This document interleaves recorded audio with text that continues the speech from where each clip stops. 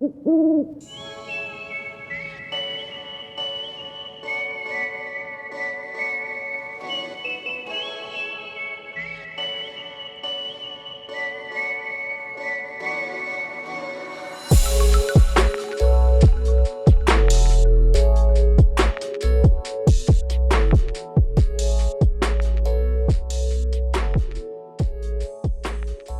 to the Al Talk Podcast.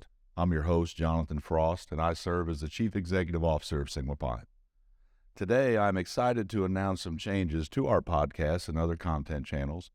Starting with this episode, we're sunsetting our Leadership Speaker Series, which has brought us many great interviews with leaders from various fields.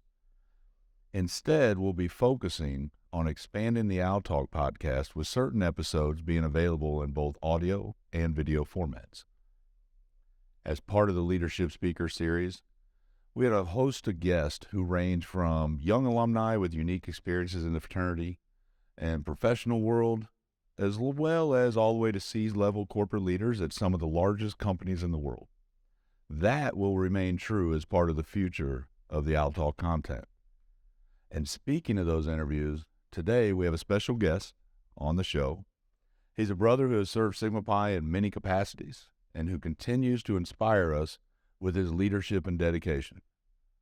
Please join me in welcoming Grand Sage Kent Varney. How are you, Kent? I'm good, brother. How you doing? I'm good. So, Kent, I'm going to dive into some hard-hitting questions that the brothers in the country want to know. First off, why did you join Sigma Pi? Well, I was a first-generation college kid. Went to the University of Kentucky, a school that had more people in my chemistry class than I had in almost my entire high school. So I was looking for something better. I was looking for, an opportunity to make friends, meet people from different backgrounds, different perspectives. So, I did go through Fraternity Rush, 7, 8 houses after the first night, kind of narrowed it down to 1 or 2. And then, the night of the bid night, I had 1 or 2 bids, and I chose Sigma Pi. I knew Brad Phillips, a past staff member, a real good friend of mine, and, I just felt like it was where I was supposed to be. I just felt natural in it. Even though all the guys were from different parts of the state of Kentucky, different parts of the country, it was just like we all kind of had the same goals and kind of same desires and stuff to do well. And so you joined Sigma Pi, met a group that you really liked. You wound up graduating college. Yes. And then you came to work on staff for the fraternity, right? Like, what made you say, I want to go work for the fraternity that I joined? Well, I took a little bit of I initiated at University of Kentucky. Between my sophomore and junior year, we had some family difficulties. I transferred to Eastern Kentucky University. It was a smaller school. I became a member of Epsilon Lambda chapter, and I'm proud of that to this day. Epsilon UK is my home chapter, but my heart's always been at Eastern, Epsilon Lambda. So, I was involved in Epsilon Lambda. I was rush chair for a couple years, vice president. We were having some issues like all chapters had because we had a huge turnover of older guys to younger guys, and there were some discrepancies. And Mark Briscoe, former executive director, came to Eastern to talk to us, kind of like, just like you're doing today, and we continue to do to help our young men. I asked him, do you have any openings? I said, I really don't know what I want to do after college. I'm accepted to a graduate program for psychology. I said, but I don't feel like that's what I should be doing. And he said, well, not right now, but go ahead and apply. So I applied. 2 weeks later, the guy who was supposed to be hired, he backed out of it. Mark said, are you employed? And I said, no. He said, well, come on up. And so it was one of these things. I looked at it as I wanted to go out and see the world, see the country. $18,000 seemed like a gold mine when you're graduating college, and a free place to live. So I thought it would be a worthwhile experience, and I have to say, it was probably one of the smartest moves I've ever made in my life. And you said you had to move, so you moved to Vincennes. Yes. Right. Yeah, I moved from Belfry, Kentucky, Pikeville, Kentucky, to Vincennes, Indiana. About the same size, except Vincennes is flat and Pikeville has a lot of mountains. Same small town feel, little small colleges in Pikeville, like we have Vincennes University. So that aspect didn't change, but you become so close to the guys that you were with. I mean, you're a former staff member, you can relate. The guys that you are on staff with, you form your own group. And, we were a very diverse group. We had guys from Fullerton, SIU Carbondale, Saginaw Valley, Colorado, Arkansas State. I mean, it was a motley crew of guys who had different personalities, different beliefs, but we formed a very tight brotherhood over that time. And, I enjoy giving back. The reason why people do this is because they want to help the future generations. We're not doing this for money. We don't do this for a medallion. We do it because of the guys who are after us, so they can learn what they need to do to perpetuate us in the future. So let me ask you with that. So you worked on staff, you got to travel. And I know for the listeners out there, you were my consultant. Yes. When I was a Sage. And you were able to call and say, John, we want you to come work for us. So I got to meet you that way. And then you left staff, and after staff, you went to law school, right? Yes. I went to law school at Ohio Northern University. It's where our Zeta chapter is. When I signed on, and I told Mark, I said, I'm going to do this for 1 year. I'm going to go to law school. About June or July, I figured that's what I wanted to do. Okay. I took my LSAT while on the road traveling, which was a hard thing to schedule. And then, I went on to law school. During law school, I was still chapter director or advisor at Epsilon Lambda chapter. And, I've never really been uninvolved. I've been involved in this since, being on staff. I think it just put something in your blood you couldn't get out of you. And with that too is you have served as a chapter advisor, as a province archon. Yes. On our nominating committee, on the Grand Council now, on housing corporations. What is it about that? I mean, you like you said, I know it started a fire, but for some reason that fire still continues to this day. One, it's a challenge. And it gives you an opportunity to always meet new people and always learn new things. No matter how old you get in this world, you always have to continue learning. From a small town in Eastern Kentucky, it's just kind of cool to be one of those guys who's able to have so many different interests and design. And, it's cool to.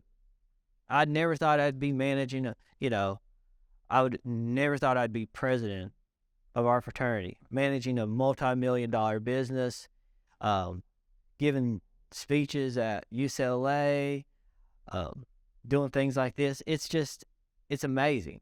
It goes to show that we still live in a country, that you're not born where you're at. You can make yourself wherever, and it's probably the only country in the world that if you want to be a doctor, it don't matter where you come from. Don't matter your socioeconomic background. You can be what you want to be. You might not do it on your timeline. It might take you longer. You might have more obstacles than other people. But if you want to do it, you can do it.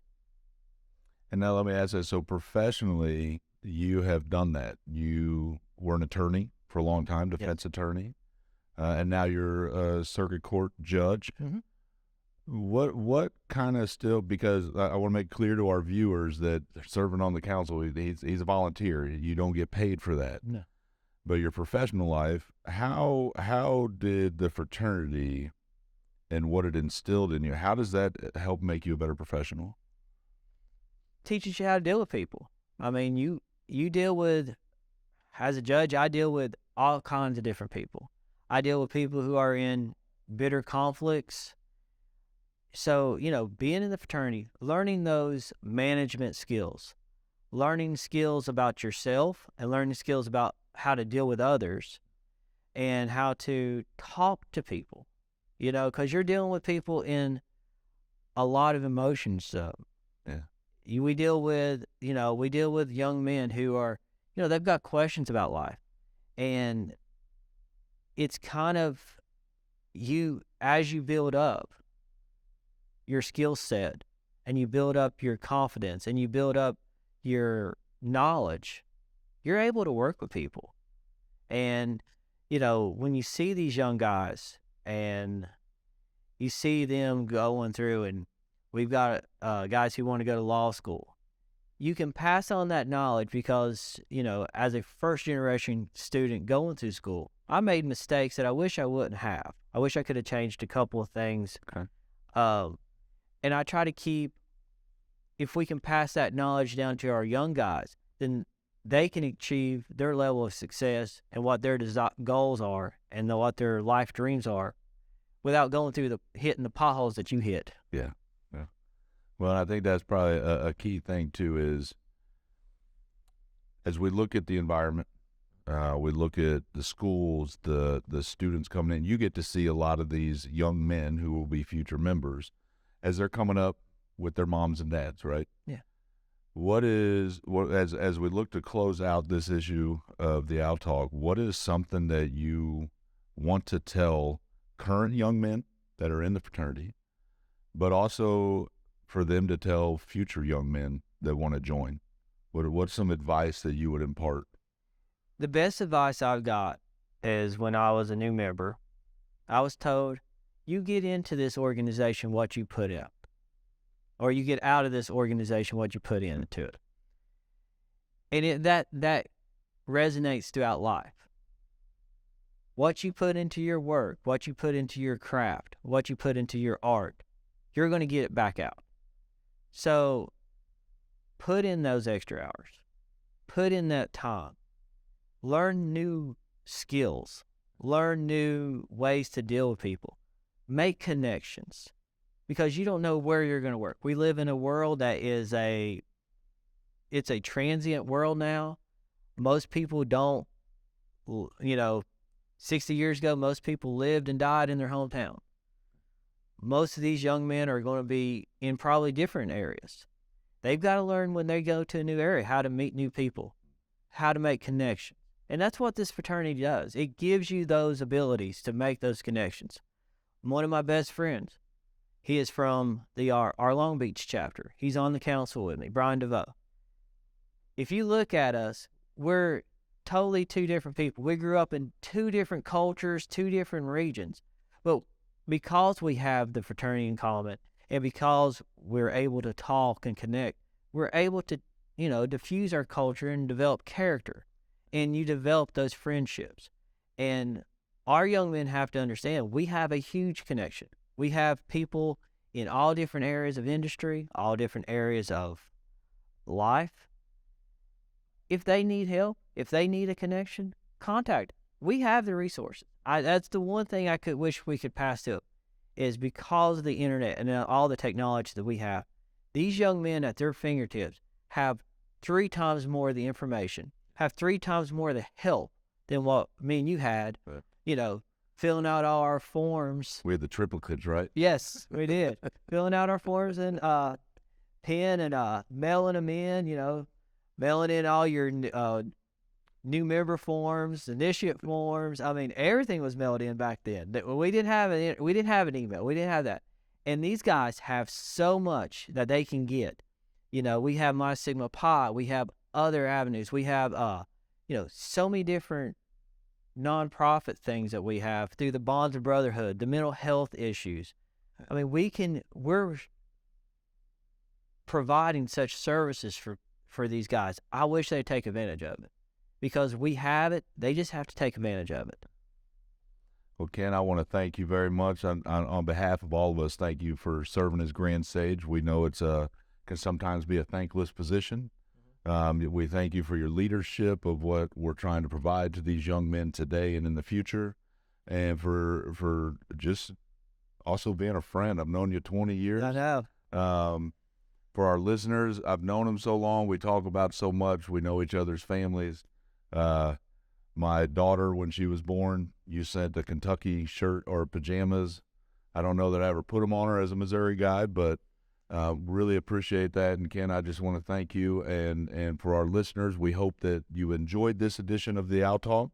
And please continue to look for new ones as we continue to find alumni and learn about them and hear their story. So thank you, Ken. All right, thank you.